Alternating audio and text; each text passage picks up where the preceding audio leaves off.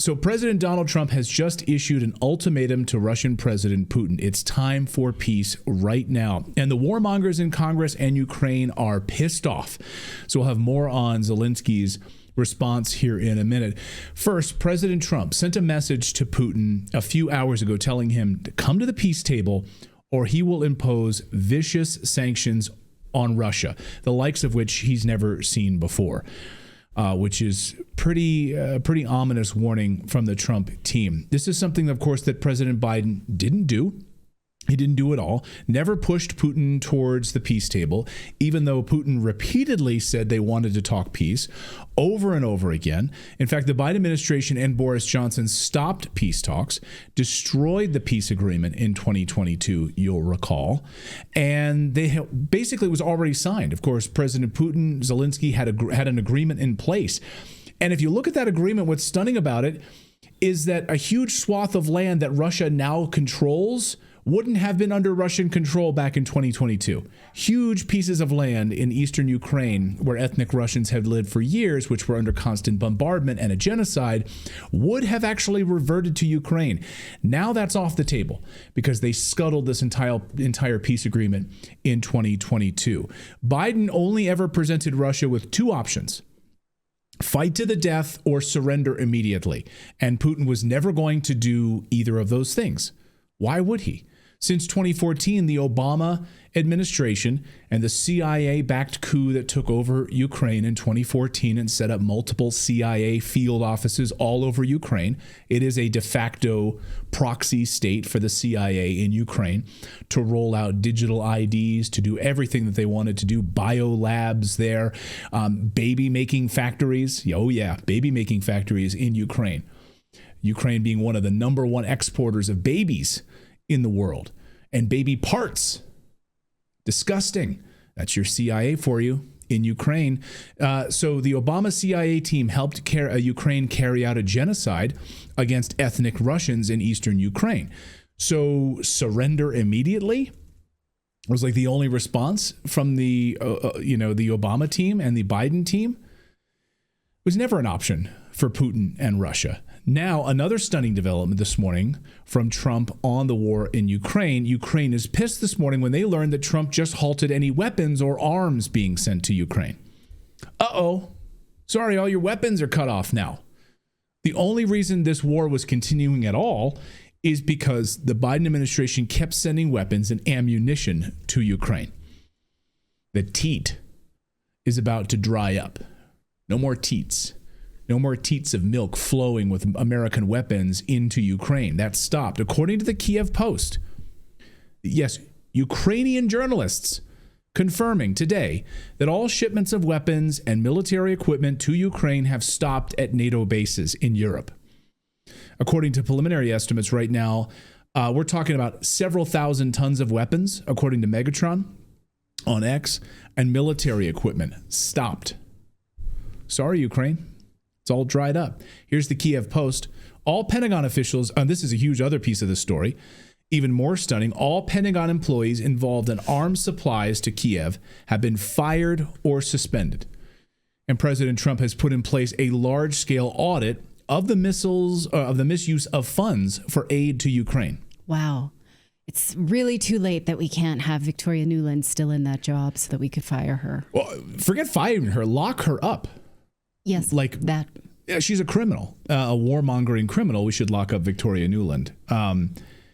So she's still floating around there. Maybe you can arrest her. No, she's not. She's now at the non-governmental organization. So well, I mean, she's not in. Yeah, but I mean, she's still floating around. Oh, yes, yeah. The fingerprints of her her time there is still blaring. If you just take some fingerprint dust. So on top of all that, we actually have new Secretary of State Marco Rubio saying that the war in Ukraine must stop right now. So, okay, we were down on Marco Rubio as a choice. Of course, he is a bit of a warmonger. So the fact that he's saying we need to end, I think he's towing the company line, towing President Trump's wishes to end this war. He says we need to stop this war right now. Well, I'm also a little concerned because, liberals love to talk about how Trump is under the thumb of Vladimir Putin, despite copious amounts of U.S. dollars, tax dollars through the U.S. Justice Department looking into how that works. But in his post this morning on Truth Social, Donald Trump said, "I'm not looking to hurt Russia. I love the Russian people, and I've always had a good relationship with Putin. And this despite Russia's radical left Russia hoax, all of that." He's addressing that, right? And he's saying, that being said, now is the time to come to the table. Now is the time for us to make a deal. He says it's only going to get worse. And as Clayton said, he's using his leverage of taxes, tariffs, and sanctions on everything being sold by Russia to the United States. Now, the Biden administration did try sanctions, has been doing so for the last 2 years in a way that has hurt the rest of us. So the question remains, how can Trump do this in a way the Biden administration did not? Because the Biden administration did try to sanction Europe, try to sanction Russia to get this to stop, and were not able to do it. But they also had no direct lines of communications, with which President Putin has said he's ready for at any given moment.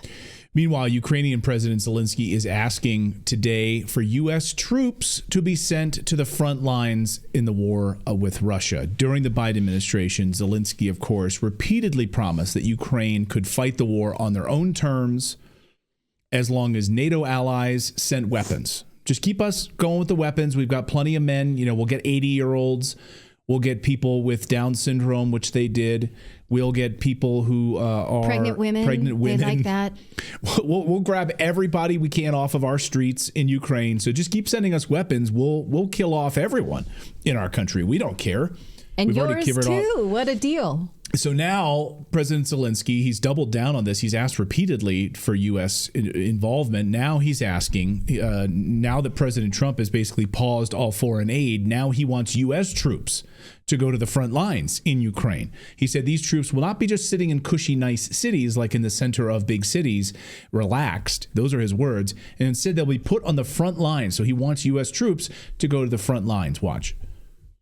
It's great if we will have troops. But we have to understand that the troops will not be in the center of the capital. Yes.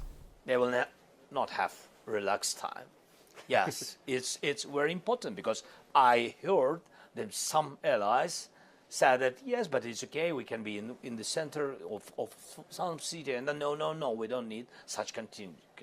You want them at the front line? Yes, with our people, of course. Yes, because this means security, and that's it. So, but it can't be. It can't be without the United States. I will explain you why. Even if some European friends think that it can be, no, it will not be. First of all, nobody will risk without the United States. The second, that's what can divide NATO, divide EU and USA.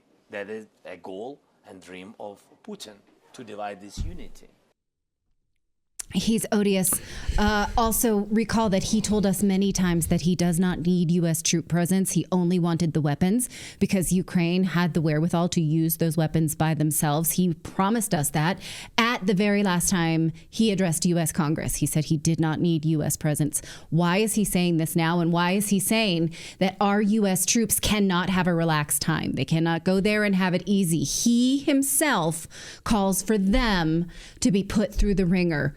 Who the hell is he to say this? Also, his wife just took a nice cushy ski vacation about a week ago, caught on camera, going and enjoying, a beautiful ski vacation, mountain villa and everything, caught at a private airport, taking private flights. And so being funded by you, of course, that's what's happening. Can relax. She can have a relaxing time. She could also take some of that money. She was also seen, in France, like on a spending spree in Paris, buying expensive clothes and bags and everything else. So this is not a surprising. Also, Ukraine's chief army psychologist was just arrested last night on charges of stealing $1 million in your taxpayer dollars, both from the United States and the European Union, of course. $1 million stolen. He bought apartment buildings. He had 3 apartment buildings. He bought additional land. He bought BMWs, and he was found with $150,000 in his house in piles of cash. Take a look at this. Yeah, this is it. There he is.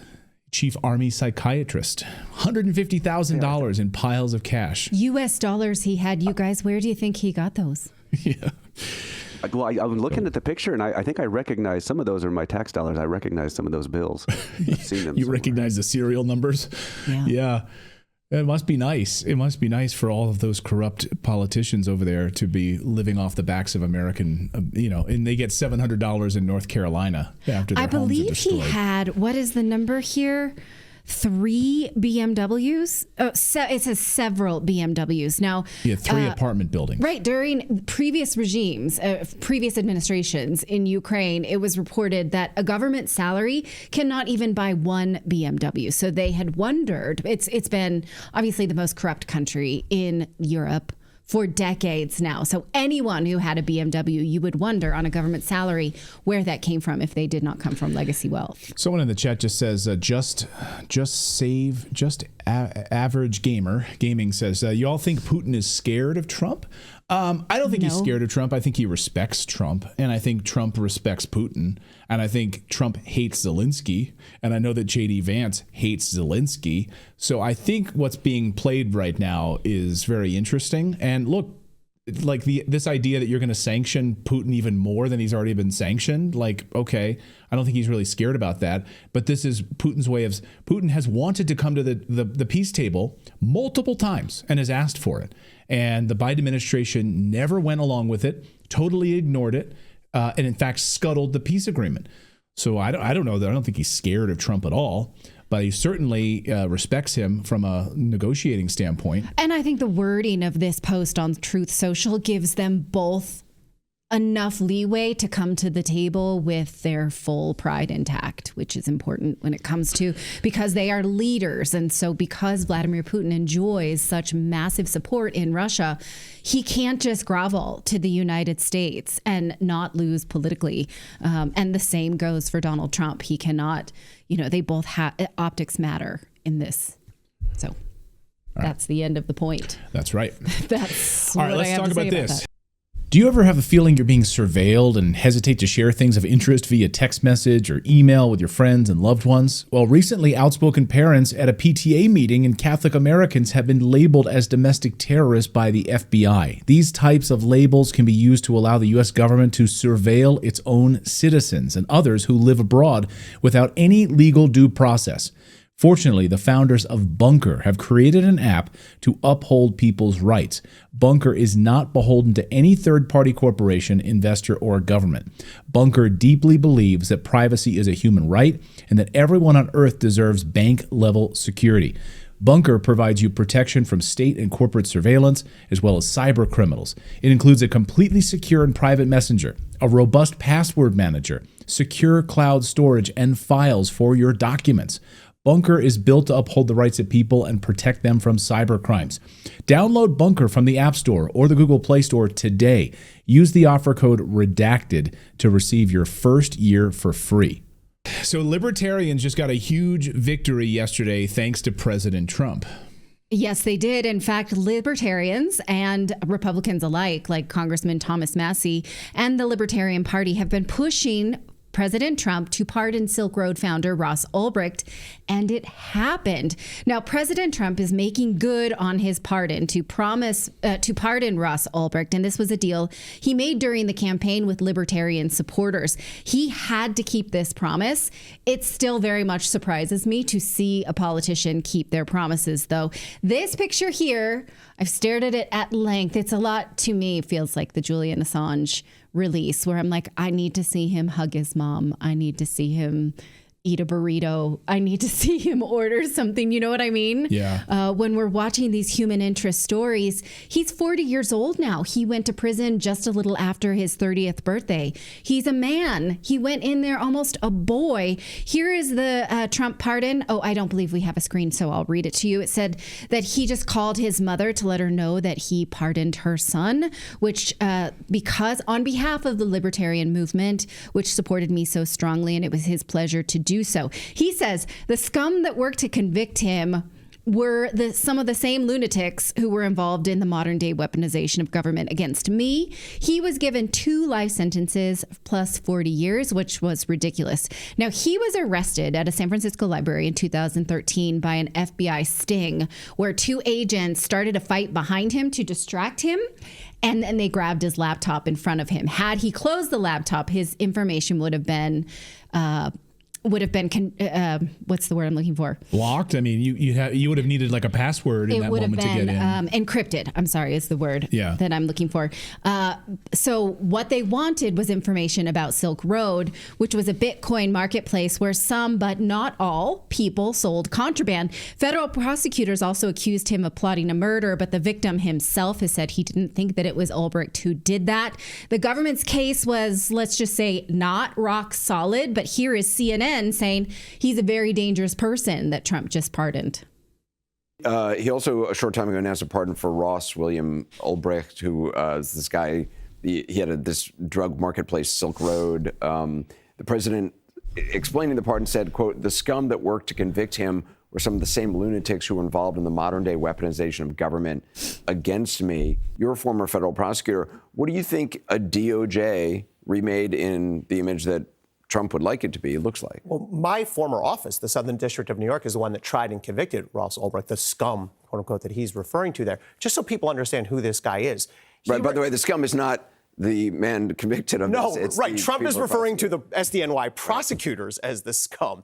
Let me tell you who the other guy is, Ross Ulbricht. He ran a website called Silk Road. If you've ever been, well, everyone's been on Amazon. The way you would go on Amazon and order soap or a book, people go on Silk Road and order hundreds of millions of dollars of drugs, of hacking activities. Also, it was a marketplace for crime. And he was tried to a jury. He was convicted on all counts. The judge sentenced him to life. And now he is out for this purely, almost overtly political rationale by Donald Trump. I think it completely undermines what DOJ is all about. And he's letting go a very dangerous individual. He's also fulfilling a campaign promise. He went to the Libertarian Party convention. They are for drug legalization. They wanted him released. And so he's following through. Okay, why? That's not true. By that definition, according to CNN's definition of contraband being bought and sold by some type of marketplace, well, then every checking account provider is dangerous because Hunter Biden paid for sex with checks, right? It doesn't check out, really, pun intended. The reason libertarians believe in the Silk Road is because they think if you buy something with Bitcoin and make that transaction more secure, people are going to do what they're going to do, but we make it safer so that you don't actually get your goods until it's paid for with Bitcoin. So there's less cartel violence, there's less power in the hands of the cartel. He was facilitating a safer marketplace. And he was a student of Austrian economics. So that's why libertarians really rally around Silk Road and his case. And most of them believe that he was prosecuted by the Obama Justice Department to be used as an example because the Bitcoin marketplace was something the U.S. government could not control or track or tax, and it was taking power out of the hands of the government. Ulbricht's lawyer said that he tried to make a plea deal, but the government denies that he ever made such offerings. He was sentenced again to 2 life sentences plus 40 years without the possibility of parole, which convicted murderers and rapists where there's actual proof of a murder and a rape get smaller sentences than that. So the question is, what is to become of him now that he's 40 years old and been in prison for a decade? While he's in prison, he earned himself a bachelor's in computer science in the Prison University Project. He has been in contact a lot with Rand Paul and Thomas Massie. Here is Thomas Massie reading a letter that he received from Ulbricht, where he says that when he gets out, he will work to further the cause of freedom. Listen. A letter that Ross wrote me on December 14th of this year. And his mom, Lynn, gave this to me. And I hope he doesn't mind me sharing this because it's personal, but it brought a tear to my eye. Mr. Massie, Inauguration Day fast approaches, and my hopes are running high that our new president will quickly put an end to my incarceration once he is sworn in. As I await the beginning of my new life in freedom, I just want to acknowledge you and thank you for your part in bringing about this wonderful outcome. You have consistently been a powerful voice in the public sphere, supporting my campaign for freedom. So my imminent release is as much a victory for you as it is for me and my family. Thank you for every single time you supported me, both publicly and in private. You put your faith and confidence in me. And now that I'm getting my second chance, I promise to make you proud that you did. I would love to connect with you once I am on the other side of these walls to see how I can help further the cause of freedom. So he's already thinking about what he can do. I know Josie's crying. I cried when I read this. I've read it twice, practiced it without. This is the first time I've been able to read it without crying. Because this is, like you were saying, Tim, this is a personal example of how an election matters, down to somebody who was going to rot in prison, was rotting in prison. And by the way, Ross, he didn't even, he was willing to settle for less than what Trump gave him. He was willing to settle to have a sentence commuted, which means you're basically guilty, an admission of guilt, but your sentence is over. You've served enough time. And it was a ridiculous over-sentencing, regardless of the guilt or not. I think it's a violation of the Eighth Amendment.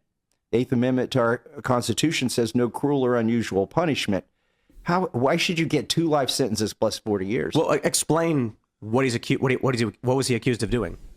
Running a website that allowed people to buy and sell drugs, for instance, using Bitcoin. I think they made an example out of him because they didn't want people using Bitcoin. And now it's far more mainstream, but I think that's one of the reasons they did it. But I think we should clarify, I guess. The website allowed people to buy and trade.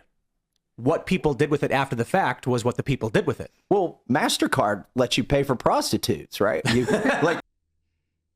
Yeah.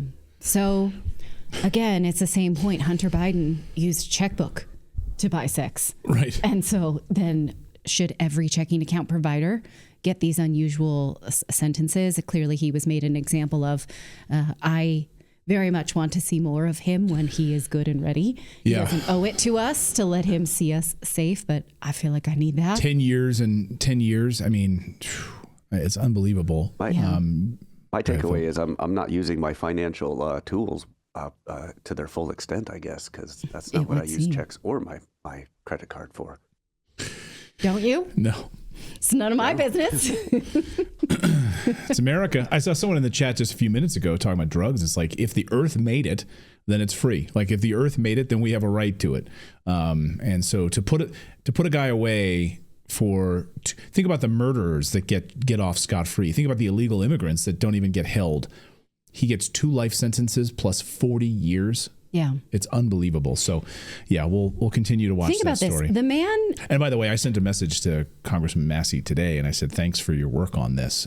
Yeah. So, he was really behind the scenes working on this for years. Yeah. So today's show is brought to you by Native Path Collagen. Now, finding an honest doctor that isn't following in the footsteps of Big Pharma can feel impossible. That's why millions of men and women have turned to one Texas doctor, and the 7 reasons that he says anyone over the age of 50 should be drinking this one thing. That's right. It's not milk or another calcium-rich drink. Instead, it's a unique protein that naturally declines with age, and it's proven to significantly increase bone strength and soothe joint pain. Oh, we all need that. It minimizes wrinkles and cellulite, even enhances hair follicle thickness, and even reverses nail damage, with users reporting results in as little as 2 weeks. That's right. As a partner of the show, this Texas doctor is offering Redacted listeners up to 45% off his bone, joint, and ligament restoring formula. It's all you need to do is go to this URL right on your screen, getnativepathcollagen.com/redacted. It has thousands of 5-star reviews, over 4 million jars sold. Every order comes with a 365-day money-back guarantee, so there's no risk to try it today. And Redacted listeners can visit right now, getnativepathcollagen.com/redacted to get up to 45% off while supplies last. Well, President Trump has some explaining to do. Why the hell is he getting cozy with Bill Gates? And why the hell is he backing an mRNA vaccine and surveillance project at the White House. A lot to unpack here. So first, on the Bill Gates piece of this story, Gates, easily one of the most evil men on the face of the planet, recently traveled to Mar-a-Lago and had a meeting with Donald Trump. They had a 3-hour dinner, according to Gates, where he says they discussed, quote, global health. Remember, Gates isn't a doctor. He steals software from people and puts his name on it. He was caught having dinners with Jeffrey Epstein. He's not a doctor. Why the hell is he sitting down with President Trump for 3 hours? He makes billions of dollars off of these vaccines pushed on populations around the world, specifically in Africa. Wait. This dinner happened since the inauguration? This 3-hour dinner? It happened right before the inauguration. Yeah. Okay, all right. This is, for whatever reason, an important distinction to me. Yeah. So remember, Gates isn't a doctor. He makes billions of dollars off of these vaccines pushed on these populations around the world, specifically in Africa, low-income areas, unwitting populations that don't have access to the internet and social media where they can jump on and say, hey, my mom died of this thing that Bill Gates was handing around in our village here. You're fine. Then suddenly Trump, after this meeting, Trump suddenly pulls out of the World Health Organization, which I'm all for it, which is the same thing, though, that he did back in 2020. Back then, though, Trump then turned around and gave billions of dollars to Gates through his Gavi Foundation, GAVI, which is Gates Vaccine Alliance, which pushes vaccines in low-income countries, again, all over the continent of Africa. So then today we learned that 2 of RFK Jr.'s picks to head up his vaccine safety board were kicked out. Who kicked them out? RFK Jr. had picked 2 individuals to be a part of his vaccine safety board under the Department of Health and Human Services, which he will invariably head up, it seems. But now they're kicked out. So RFK Jr. chose Stephanie Spear and Aaron Siri to sit on Kennedy's vaccine safety board. They are renowned for their unwavering commitment to revealing the truth about vaccine side effects, particularly the childhood vaccine schedule. So after this meeting with Gates, suddenly the Trump transition team has sidelined these 2 key figures, which focuses on spreading vaccine truth and transparency. Well, according to reports overnight, they were reportedly stripped of their advisory roles because of their positions on vaccine safety. Okay, I have a lot of questions here. This comes right after Bill Gates met with Trump. We need answers on this. What did Gates promise Trump, if anything? Why do these people get pushed off the board of advisories? RFK chose these people. Why did Trump or his team remove them after meeting with Gates?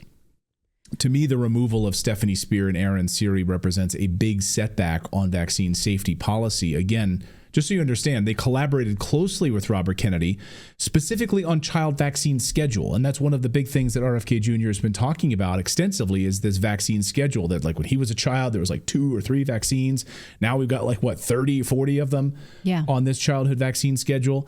And of course, the adverse effects of certain vaccines and COVID vaccines and all of this. So he was working with these individuals. Why did they get yanked off these advisory board role? I don't know. Right. And think of how many people voted for Trump because of the alignment with RFK Jr. You cannot betray the power that was promised to this person at this point. It would be huge in the very first week. People are wondering, where is he? We did see images of him at the Maha Ball post inauguration. Well, he was at the inauguration. He sat right behind Trump. Right. He was sat right behind Lauren Sanchez's boobs.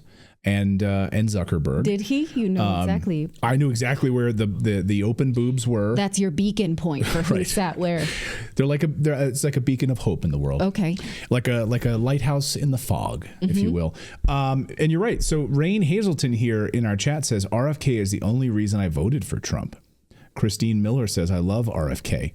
And exactly. And of course, yeah. And someone says, just ask Whitney. Well, exactly. I mean, Whitney Webb has been all over this. And she's going to join us next week on the show. She messaged me today. She's publishing a big piece that's not out yet. So we're going to have her on the show next week. I mean, one of the things he said was that on January 20th, 2025, which was 2 days ago, that the United States government would make an advisory notice that fluoride should not be put in any municipal water. That's 48 hours late. I'm waiting for that. So, these are some things that we're just worried. Has his influence and promise slipped at this point? And well, maybe RFK is just sitting back. Hey, it's President Trump's moment. Like, I don't need to get out and, because none of these people are really, other than Tom Homan, really going out on television and making speeches right now. It's not President Trump's moment. It's our moment for the things that we voted for. And we have, I get it. But if you are a part of an administration, and by the way, he hasn't even been confirmed yet as head of HHS. So he's still awaiting. We know internally there's been a moratorium on interviews. So you're not going to see Pam Bondi doing interviews. You're not seeing these other cabinet picks doing any kind of interviews right now. They've basically said no interviews until they're basically confirmed by the Senate. Mm-hmm. So they've been on lockdown. Border czar Tom Homan doesn't need a Senate confirmation, and he's been out all over television, of course, going on the border policies they've unfolded over the last 48 hours. But yeah, RFK Jr. has been quiet. He was at the inauguration, but I want answers. And if we have a chance to sit down with RFK Jr. after he's confirmed, I would love to know why these people were kicked off the advisory board. Will he tell us the truth about it? Anyway, that's one piece of this story, but we're not done. Yesterday, something very strange happened. President Trump invited OpenAI CEO Sam Altman, Oracle Chairman Larry Ellison, SoftBank CEO Masayoshi Son to the White House to push the benefits of mRNA vaccines that use AI to detect cancers. Basically rolling out Operation Warp Speed 2.0, if you will. They didn't call it that. They called it the Stargate Project, where Trump says they'll pool together. These companies are going to pool together between $100 billion and $500 billion. And of course, they'll get the blessing of the government. No word on how much government money would be involved in this. And it'll start with a massive data center in Texas, of course, where they'll sort of catalog and I guess surveil all of our gene sequences using AI somehow, the sort of big data center in Texas. So every American gets scanned, into Larry Ellison from Oracle, his database, and it'll all live in Texas, and everything will be cataloged, and they'll develop mRNA vaccines specifically for you, John, and you, Nancy. We'll know exactly how to go after it. We'll construct an mRNA vaccine that will attack and go after you and protect you. A lot of Trump supporters, of course, despised Operation Warp Speed, which pushed COVID vaccines on Americans. So this is not something many of us like at all. Remember, Larry Ellison has ties to the CIA. In fact, Oracle wouldn't exist without the CIA in the 1970s. Their first client was the CIA. There's a lot of that going around. Google wouldn't exist. CIA helped a lot of these people get off the ground. And it was called Project Oracle at the time, build a CIA database. So they're very, very cushy. So now he's going to cure your cancer? Just so you understand, an mRNA vaccine uses a molecule called a messenger RNA to instruct cells in the body to produce a protein. The response then helps the immune system recognize the protein as a foreign body, starts to then produce antibodies to attack it. At least that's the promise of it, right?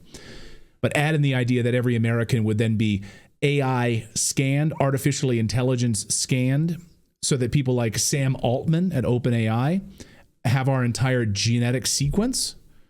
And then you add in all of these other pieces from these tech CEOs, and then this shit is pretty scary. Listen to Oracle's Larry Ellison explain some of this. Once we gene sequence that cancer tumor, you can then vaccinate the person, design a vaccine for every individual person to vaccinate them against that cancer. And you can make that vaccine, that mRNA vaccine, you can make that robotically, again, using AI in about 48 hours. So imagine early cancer detection, the development of a cancer vaccine for your particular cancer aimed at you, and have that vaccine available in 48 hours. This is the promise of AI and the promise of the future. You can promise that to yourself. Right. You can take that and shove it. So personalized mRNA. Yeah, where everyone is scanned and tech companies control everything we do. No thanks. Go ahead, Philip. Well, I'm just confused by the name Stargate Project. Like, that's such a bizarre name for what is essentially like a genetic project. Like, the Stargate thing just seems weird to me. Like, I'm like hung up on that. Like, why Stargate? Well, it encompasses other things. So if you go to the OpenAI site where they say announcing Stargate, it's not only for health and genes. It talks about a collaborative computing system between NVIDIA, the chip maker, and Oracle and OpenAI. It also has a partnership with Microsoft.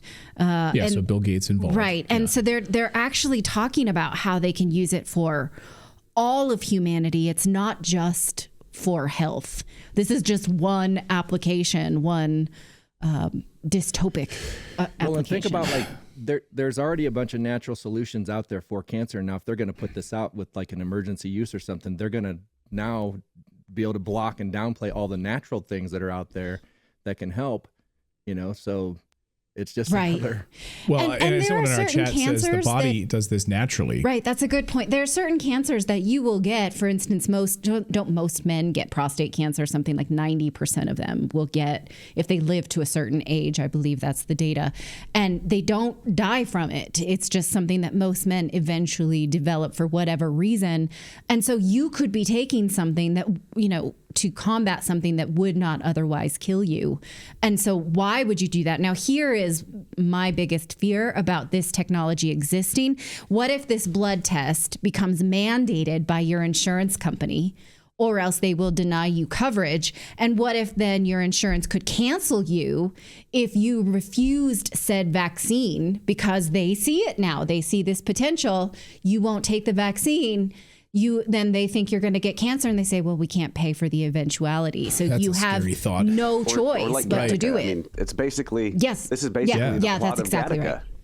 right. Yeah. Ooh, I'm putting that on our list of movies to show our kids. That's a great movie. So many people on our chat said this is Gattaca, so you're not alone in that. So anyway, Robert Malone, you know Robert Malone. David, you give a background of Dr. Robert Malone. Didn't he actually create the technology behind mRNA? If I'm not mistaken.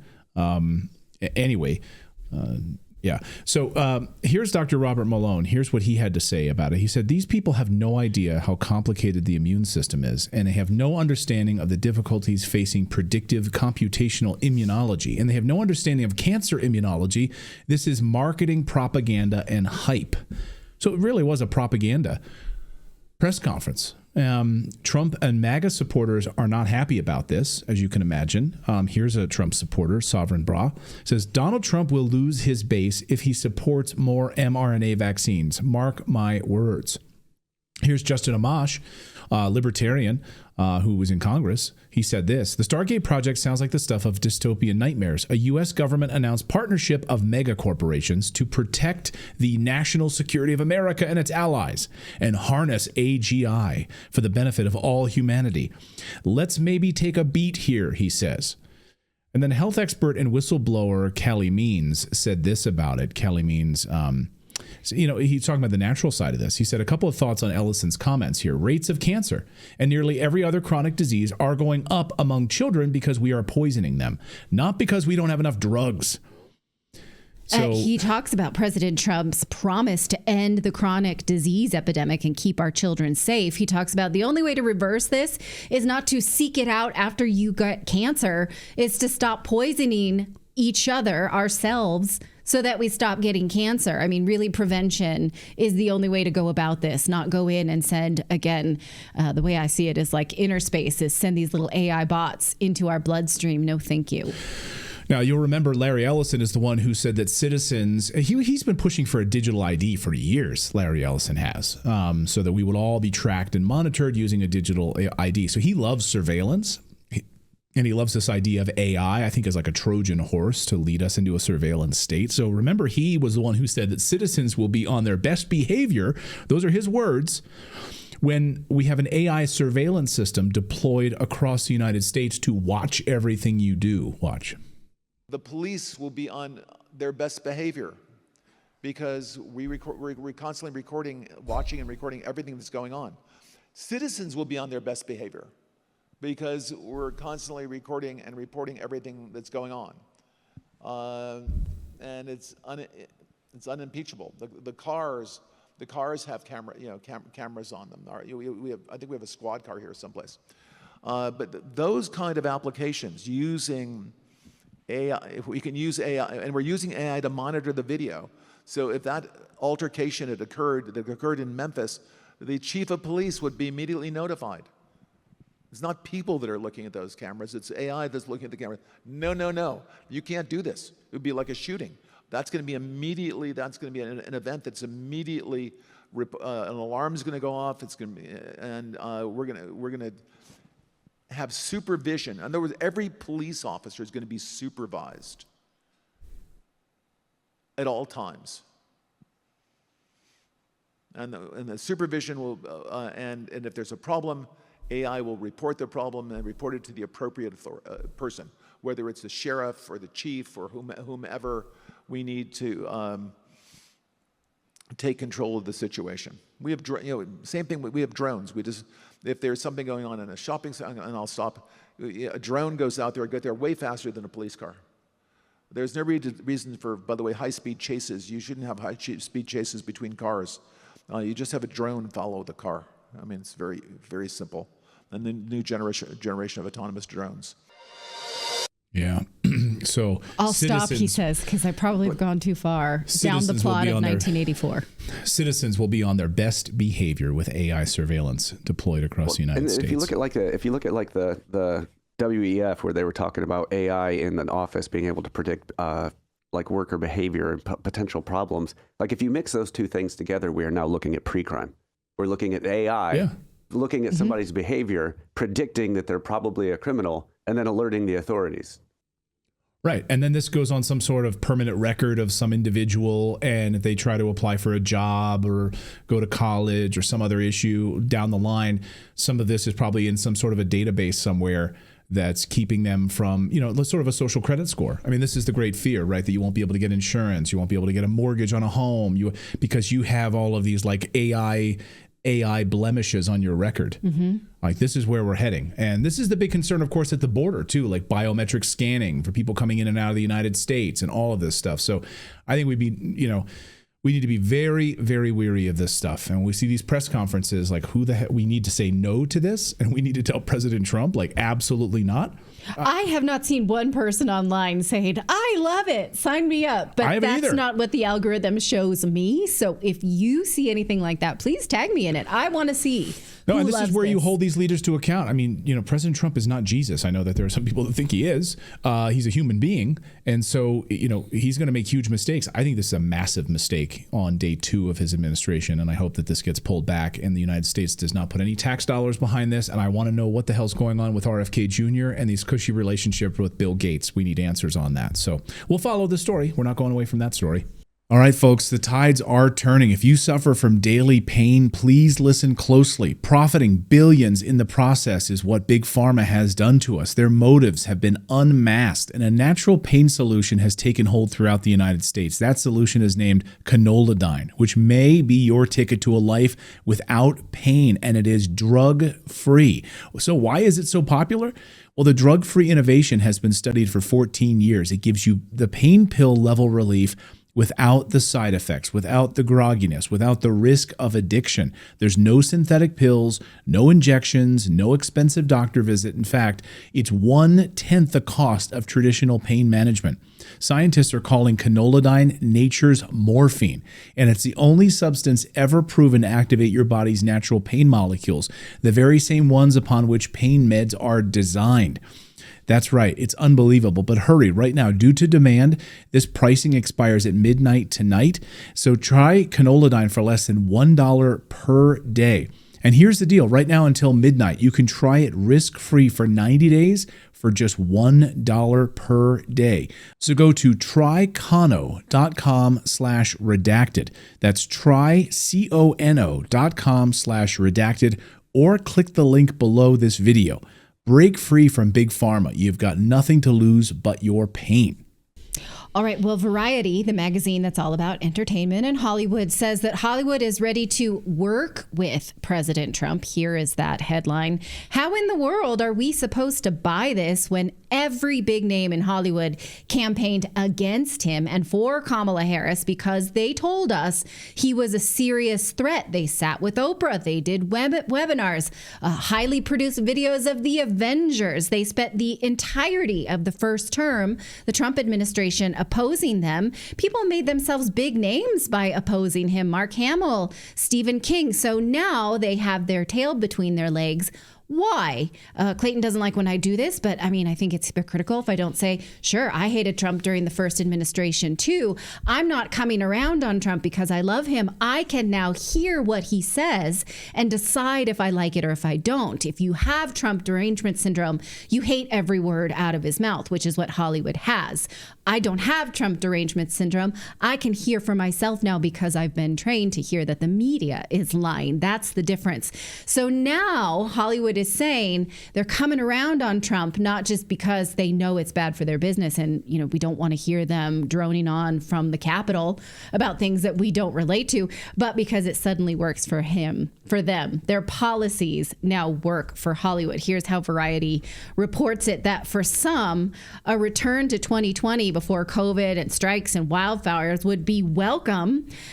Why is that? What they're implying here is because the Biden administration has hurt their business too. They suffered too. They don't want to admit it. They never admitted it to us, but it's been horrible for the movie industry. It says members of the union, mostly left-wing contingents, are privately expressing hope that the president's planned tariff on imports may cover runaway production, thus creating an incentive to film once again in Atlanta or Los Angeles. One prolific indie film producer says he doesn't care for Trump's politics, but he admits it's refreshing to hear the office of the president focus on how we can get the movie business back on track and back in Los Angeles, implying the Biden administration sucked for them. Also, we have, Clayton and I have a friend who's a movie producer and had said during the early Biden years, no white guy could get a job in Hollywood because they wanted the optics of not hiring white people. But then productions would be delayed. They wouldn't have the same quality of work because they were not hiring based on experience. Yeah, they're like, you're a black guy? You're a black guy? With no experience? You've never directed a film before and you don't know what you're doing? You're hired. And then when the film sucked... Well, not just sucked, but they couldn't run on time. They couldn't hire the people they needed to do. Experience the director didn't matters. know what they were. Yeah, it matters a lot. And so they're like, okay, we tried this experiment. We're going to go back to merit-based. You might be black and great. Right. You might be white and great. If you've got merit, then you're hired. That's how it went. It was not just that the economy was bad. These productions were incentivized to film abroad, and also they didn't have experienced people because they were so focused on DEI. And guess what? That was bad for business. So now they're coming back around. And so here is what this film producer said to Variety. This producer made a film released last year chronicling historical events in LA. And he said, we had to shoot the whole thing in Bulgaria. A film about LA. They couldn't even film in LA, which is the hub of entertainment. They had to go to Bulgaria, and he had to sleep in a stinky hotel and not the house I worked my entire life to buy. He says, you didn't hear the Biden administration talking about how to help us at all. So even though they were allied with the Biden administration, they knew he actually wasn't representing working people of any industry, including the movie industry. So is it that they're like, oh, actually business could be good again? That's interesting. Or is it that they lost the culture war, as the Los Angeles Times points out, because people don't want to be lectured by Hollywood elites? Their audience doesn't want to hear that, and that's bad for them. They lose followers. Again, to draw from the Hunger Games, they live in the Capitol. They don't know anything about people who live in the districts, and yet they're telling them what their lives should be. Vanity Fair paints this as Hollywood just doesn't have the energy anymore to resist Trump. Look at the image, the not so subtle image of the Trump administration being equated with The Handmaid's Tale, as if the reality is that only Hollywood could prevent us all from going back to The Handmaid's Tale. How self-aggrandizing. Of course, they could just be trying to learn from the failure of their influence. They could be trying to actually see what working class people care about, what's good for all of us, given that if you live in LA, you live with rampant crime, homelessness, wildfires now, lack of infrastructure. But they're not actually saying that. Instead, most of them are just saying nothing. As the Hollywood Reporter points out, is they're just kind of like, what's happening here? They don't know what went wrong. They don't know what the problem is. So what do you think? Will a disastrous, failed state in California make a change or change the national attitude? You know, they'll realize, oh, people like law and order. People like girls to not have to be naked in front of boys. People want health in our society. People want infrastructure that works. They want a police department that can put out fires with water. That's interesting. Are they learning that? Will we now see a less partisan Hollywood? Let us know what you think. So in our Reddit chat, in our Rumble chat here says, D Kishball says, I watch all of my old DVDs of old movies because they're far superior than those after 9/11. Isn't that interesting? Yeah. Think about that. I know it's like old media is like, you know, it's like old video games, old media. Go back to the 80s, watch that stuff. Now, we watched Trading Places the other day. Imagine them trying to make that movie today. Yes. In 2025. Right. You know, Dan Aykroyd, Or like Eddie Blazing Murphy. Saddles. That'd be an interesting one to see them reboot. Right. Ooh, adding that to my list That's too. such a My great mother movie. loves Oh, my kids will Blazing love the Saddles. farting beans. Yeah, our kids will love that. They'll Yeah. find that to be the funniest thing in the world.